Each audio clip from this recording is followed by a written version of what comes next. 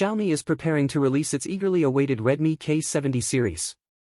According to a report by Xiaomi, the K70 series is expected to be released in December.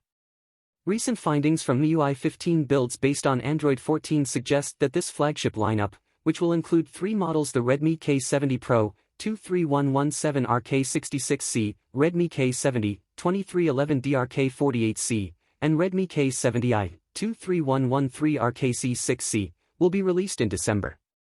These models are currently being tested with MIUI versions MIUI v15.0.0.2.unLCNXM, MIUI v15.0.0.2.unkCNXM, and MIUI v15.0.0.1.unMCNXM, respectively.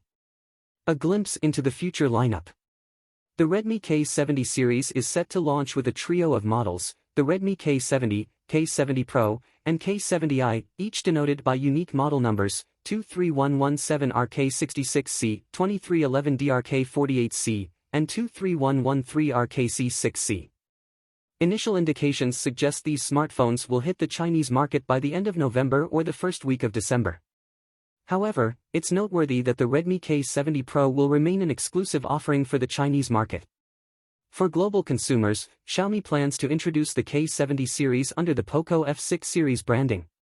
Under the hood, one of the key areas of intrigue is the processing power fueling these devices. The Redmi K70 Pro emerged on Geekbench via MySmartPrice, sporting the Snapdragon 8 Gen 3 processor. Impressively, it notched up 1,100 points in the single-core test and a formidable 5,150 points in the multi-core test.